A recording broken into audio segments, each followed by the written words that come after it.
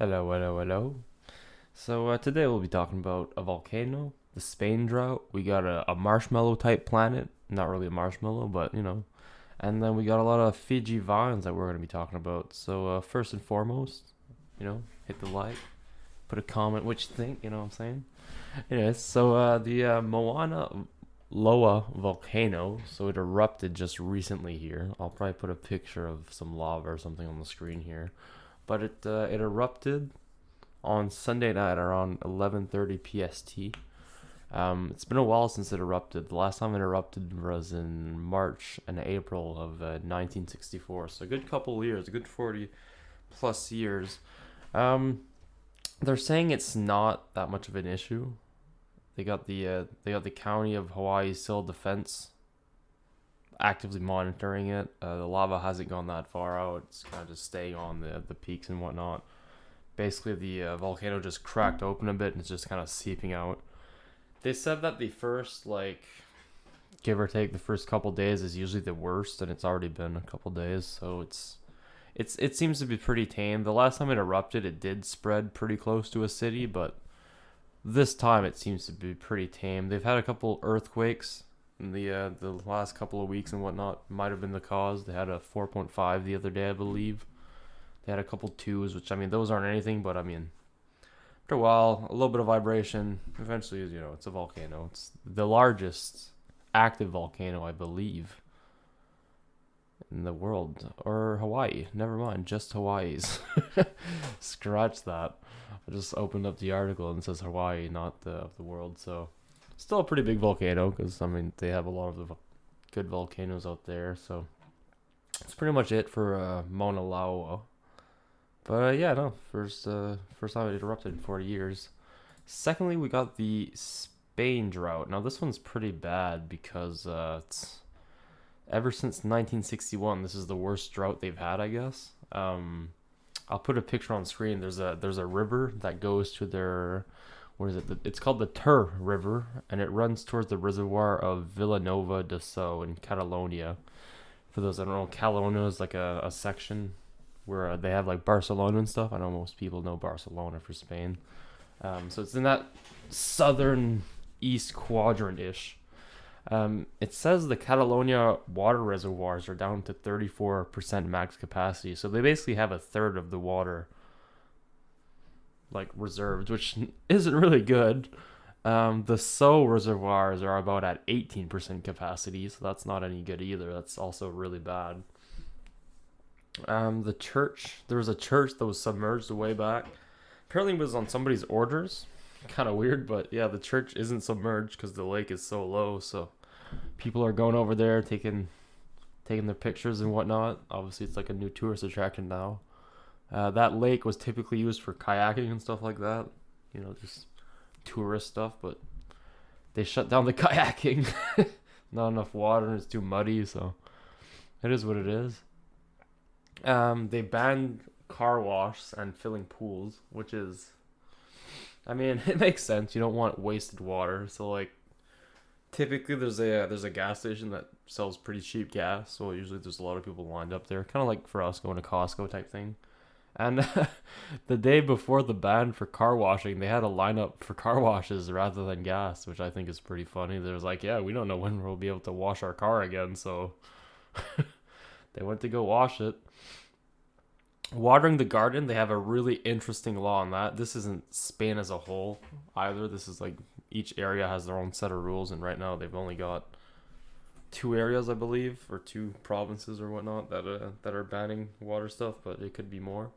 But yeah, so if you want to water your garden that's at home, you the even numbers can only water them on Wednesdays and Saturdays, and if you live in an odd number, it's Thursdays and Sundays. So I think it's funny that they're taking kind of this approach, which I think it makes sense. You're reducing the amount of water that you're using.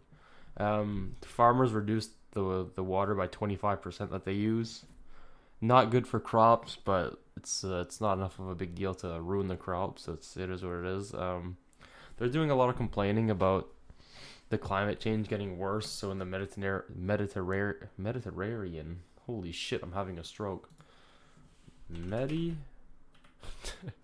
I have to fucking look this up because I'm botching it. Mediterranean area. There we go. Short stroke later, and we've got it. Yeah, that whole area is just suffering basically, and it says that their water irrigation units consume about 70% of their water. So it's a lot of water that if they don't get any water this winter and whatnot, it's pretty bad for crops. It's pretty bad for farmers overall. And yeah, I think I'll move on to the Marshmallow planet, which I think is a pretty sick little tidbit there.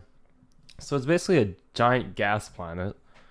They called it TOI 3757b, you know, just planet names, I suppose. They called it the quote-unquote fluffiest. It's about 580 light years away, which is pretty far. In terms of size, it's 150,000 kilometers in diameter, which is... that's not how you say that. I'm going to keep going, I don't care. It's slightly bigger than Jupiter, who has 140,000 in its width. And to compare, Earth has almost 13,000, so it's pretty big. It's pretty big. It's about 0.27 grams per cubic, so it's around a fourth of water's density. So if you could, in theory, get a bathtub big enough, it would float. So that's a pretty cool little thing. It's a little weird that it even exists because it's formed around a red star, and red stars get a lot of flares and they're super active and they burn helium at a pretty slow rate or whatever. And it's typically you don't really get that many big planets around it. And it's also odd that it's like not dense at all. So it's weird that the gases are even sticking together type thing. But they've got a couple little hypotheses, if you will, of why that is, but they can't be sure. They're going to use some NASA tech and check it all out later on. And last on my list here, I had the Fiji Islands. Got a vine problem, I guess. So on one Fiji island, which I'm going to come up with a name here if I can find it. Vanua Levu, is that the one? Vanua Levu, yeah. It's the second largest island in Fiji. It's got one of the invasive vines is kudzu, is what they call it. It was actually introduced by the U.S. troops in World War II. They had it a lot on their equipment and stuff for camouflage, and I guess when they went there, they spread it. So that's one of the bad ones that's been spreading a lot. And another one that is even worse, actually, is they call it, with the locals, they call it the Vilayawa, but its Latin name is Miramia peltata. And it translates to collect far, so it legit, like, it'll spread for miles and miles and miles, like, above the canopy, basically, and it's extremely heavy, and it breaks trees and whatnot, but what happened is they had a hurricane in 2016, destroyed a lot of trees, which let these vines kind of start taking over, I guess, and now they're just running with it. They're just spreading above everywhere. It's covered. And it's to the point that, like, it'll strangle trees out. Like, it'll choke them out. I'll put a picture on the screen here. But, yeah, no, it'll actually, like, squeeze trees out. And just, like, they'll break, they'll die. Like, it's horrible. It's horrible for farming. Like, it's choking out crops. Like, it's really bad. But they're trying to use it in a good way, though. Since it's so sturdy and whatnot, they're using it for string. It's been working well for string. There's even a village healer who's been juicing the leaves, and they make a juice that helps with menstrual cramps. So, you know, helping all the women out in the area, I suppose. But yeah, Vilayawa, it's choking them out in the Fijis, which is not ideal. But yeah, that's pretty much all I had to talk about here. I got the articles pinned in the description or just written out, whatever. And you guys have a great day.